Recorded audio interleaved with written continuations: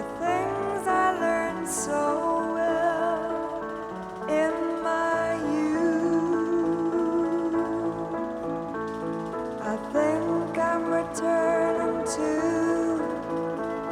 those days when I was young enough to know the truth. Now there are no games to only pass the time.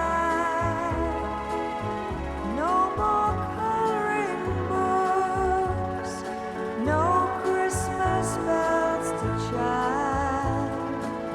But thinking young and growing older is no sin. And I can play the game of life to win.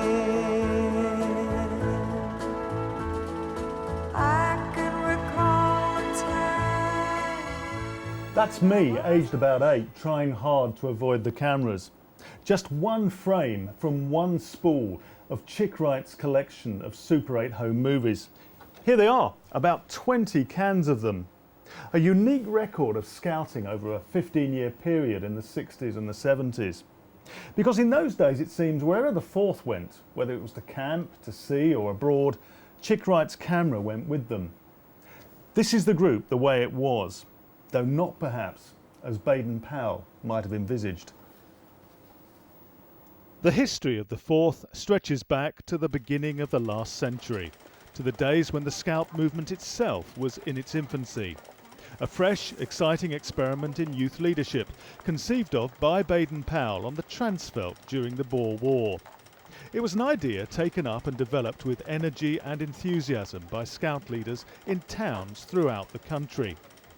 On the 13th of April 1913, it happened in Streatham. A small group of boys flying the Union flag marched to church at St Albans. There were no cameras to record the event. These pictures are from the early 60s, but the spectacle must have been very similar, excepting the boys' appearance. In those days, the Forth were land scouts with big hats and wooden staves. Activities were of the traditional outdoor camping and pioneering variety. No one at that time in the Forth was very interested in getting wet.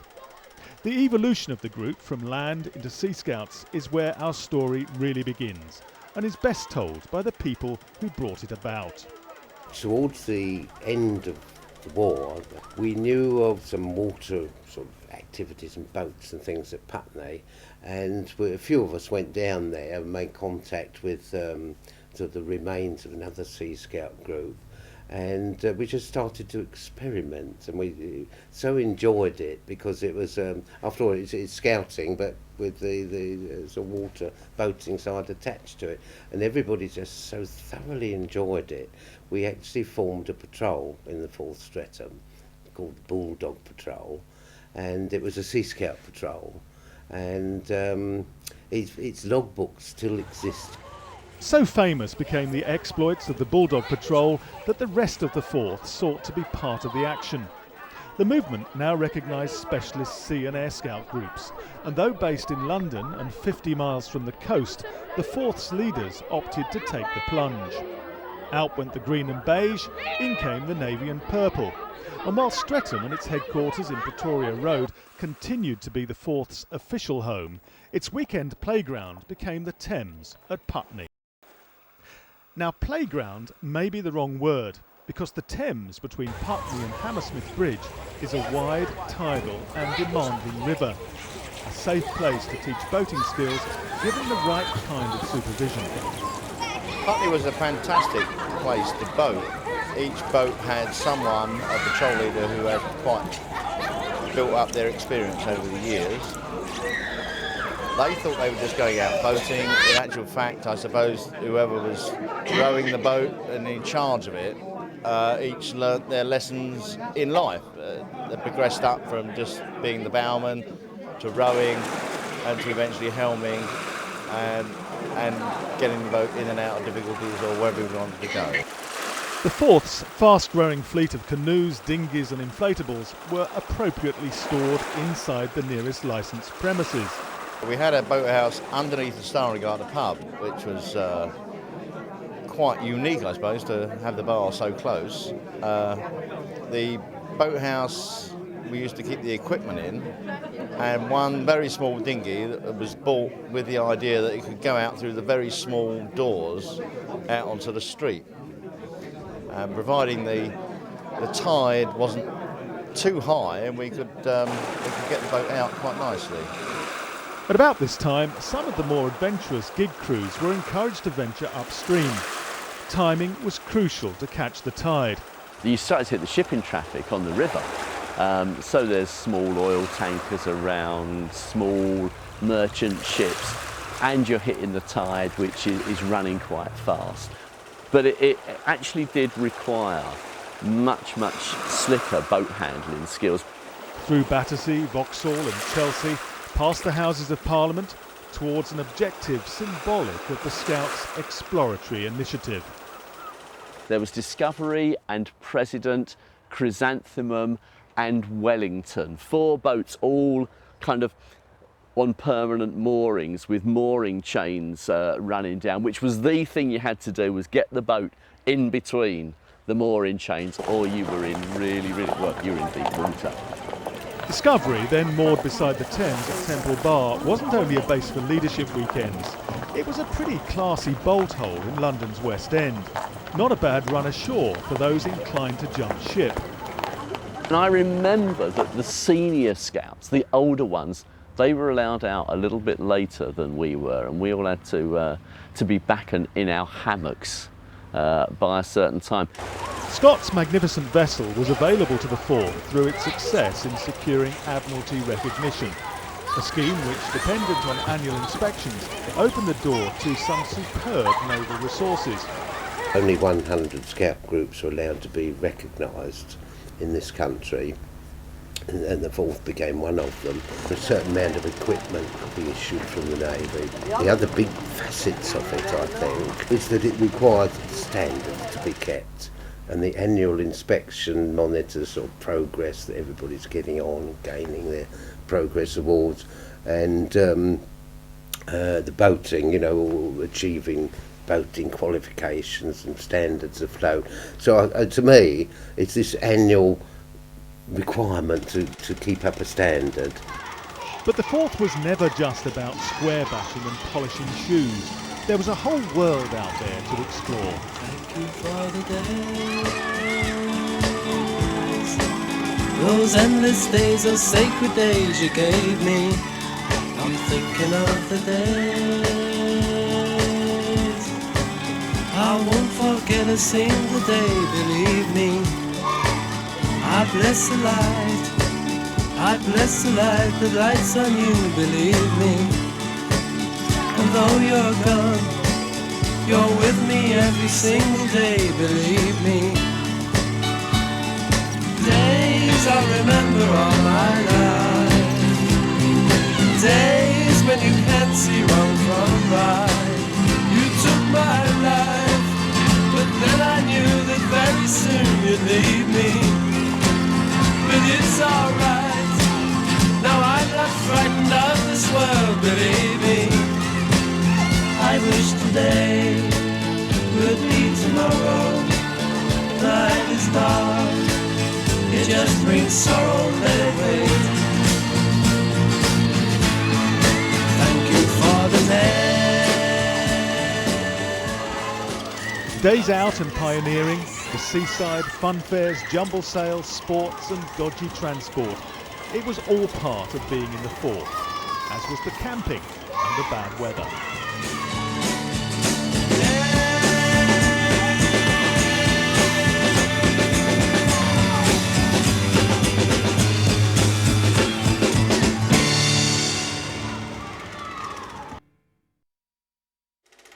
On dry land, the Forth standards were never quite as high.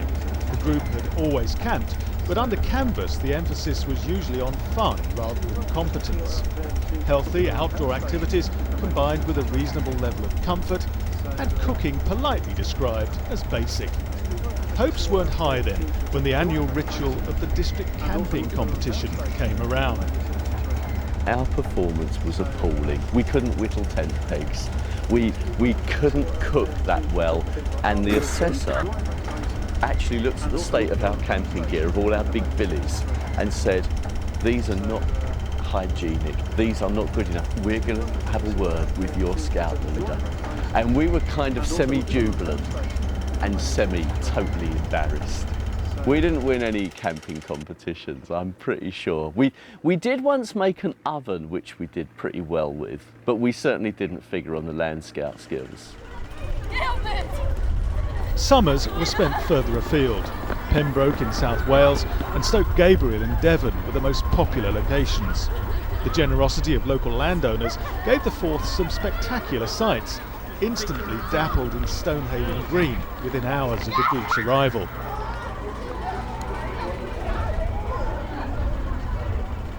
At Stoke Gabriel, on the Dart estuary, the 4th were in their element. The tradition of taking on local scouts at the Totnes Regatta dates back to around this time and is still a highlight of the group's year to day. There was also an opportunity for helming some of the finest sailing boats ever made. Having 2 whalers, we could again take the entire troop out for the day. The cutter is 32 feet, carries a huge area of sail, and it's such a large vessel that at Stoke Gabriel, for instance, we could load the entire troop into a cutter and go out sailing for the day. It was big enough to do that. A whaler, 27 feet long, it's a bit lighter vessel, but more lively in the sense that it would, be a bit more sort of difficult to sail. But we could take perhaps half the troop at a time in one of those. The next logical step was to cross the channel, not in a cutter, but on a ferry, as the 4th explored the alpine playgrounds of France, Austria and Germany.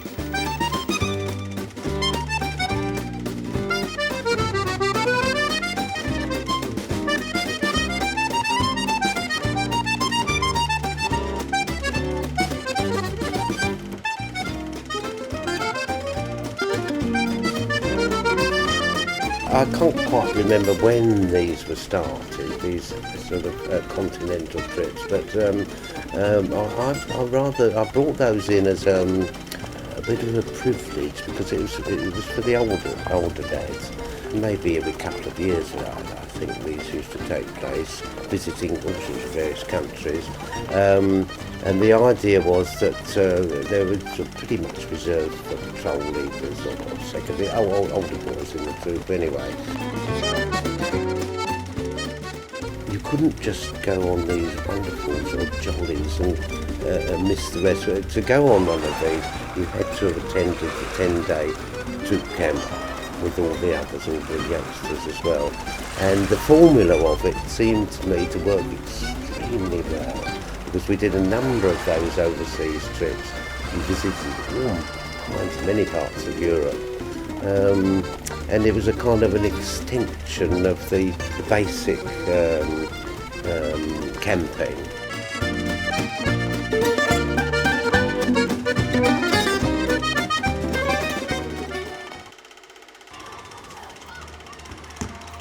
Closer to home, the 4th gave boys the chance to experience the great outdoors with their most embarrassing of all family members, their dads. Oh, Dad's camp. Yeah, I mean, that was a kind of an institution which I think was established in our time. I'm not sure they had it before. And we would go to Petersham, to the Petersham Sea Scout place, and they had a hut with a field beside it, and there was a short track down to the river. And I've got one really abiding memory of Dad's camp, which is a little bit self-indulgent, but I remember all the dads kind of standing around, and we were probably about 12 or so. And the Venture Scouts, or maybe they were called Senior Scouts then, I guess, set up various pioneering projects, including an aerial runway. and they sort of looked at their audience of adolescents and dads, and they did a full-on aerial runway, and they did a much more mild aerial runway. And my dad was the only dad who did the mega aerial runway, and that has got to be one of the moments when I was so proud. They were living their national service, and I think there was quite a lot of that involved in that they could talk about what they did during their period of national service as kind of late teenagers.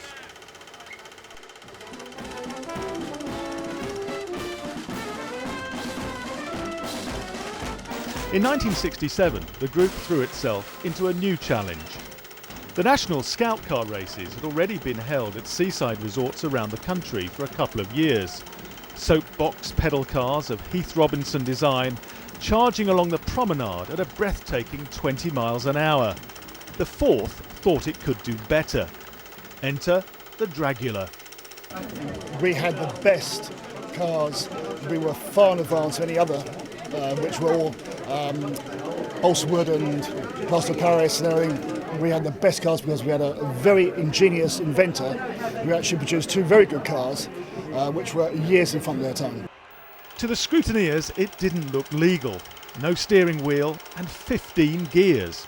It was super efficient because you're lying on your back and all your strength was going through your legs. We actually went in speeds in excess of 40 miles an hour, so we were very, very fast, but only in a straight line. Poetry in motion, walking by my side, her lovely locomotion keeps my eyes open wide. Poetry in motion, see her gentle sway, I'll wave out on the ocean. For 3 glorious years at Skegness, at Blackpool and here in Brighton, the 4th's cars swept the board. It was fantastic. There were huge crowds, something I didn't really expect. I didn't think that many people were actually going to watch a bunch of scouts on scout car races. On my first one, which I won at Brighton, I was given my prize by Paddy Hopkirk, who was the very famous racing driver at his time, and actually won several races, and it was on the main news, so it was a major thing.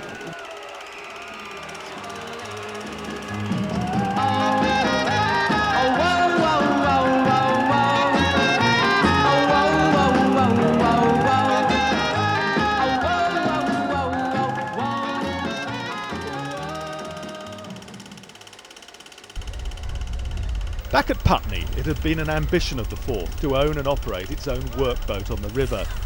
The cost of buying such a vessel had always been well beyond the group's means. But in the late 60s, Jim Riddle, father of the then scout leader Keith, came up with a solution. Jim had managed to acquire an ex-ship's lifeboat, a massive steel-hulled shell of a craft seriously in need of an engine. That was to arrive in the second post, a 97 horsepower diesel unit from the Navy, addressed optimistically to Mr. Raymond Perkins, London.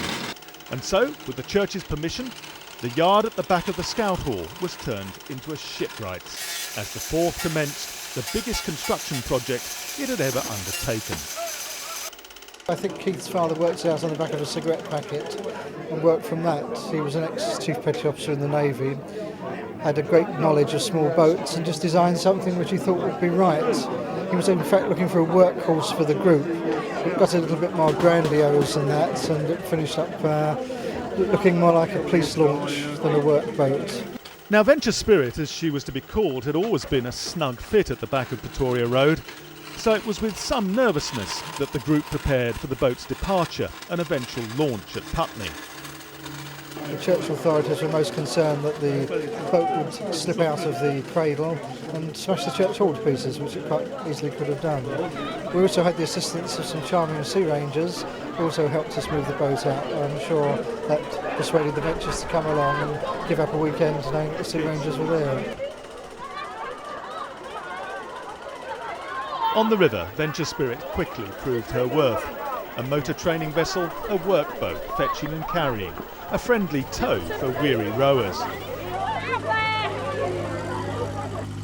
Venture Spirit cruised the Thames tideway for 10 years, a tribute to Jim Riddle's ingenuity and craftsmanship. But eventually her thin steel skin became too fragile. In the late 70s, her engine was removed and the hull scrapped. The old lifeboat which gave so many youngsters an introduction to cruising. But hey, what else was going on?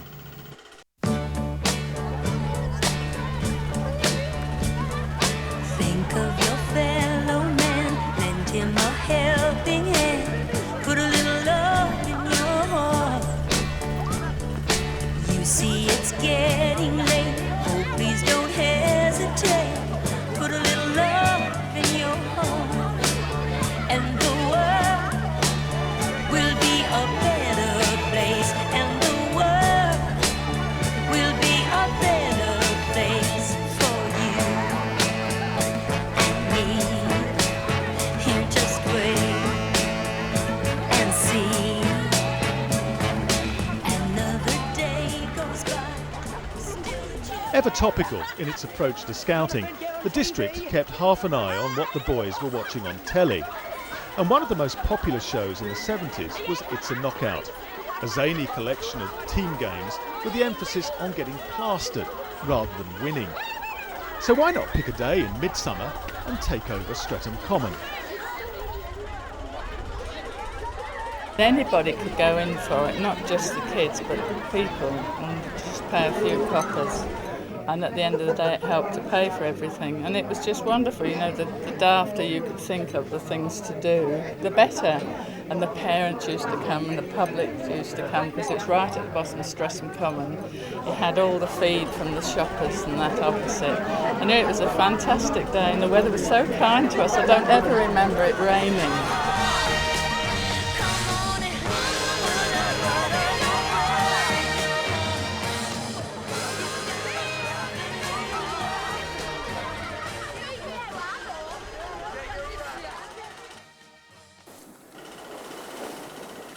Chick's films capture the spirit of a youth movement unencumbered by modern day regulations. He recorded the start of the group's link with the London Sailing Project, the ultimate test in seamanship for young people from all backgrounds. A programme that isn't challenging has little appeal to youngsters of this age. These offshore adventures carried the appearance of risk while actually being managed by experienced and self-confident leaders, Chick himself among them. And that's about it really. I hope you enjoyed looking at the pictures as much as I enjoyed being part of the fourth. Let's finish with one of Chick Wright's favourite visual jokes, suitable for all occasions.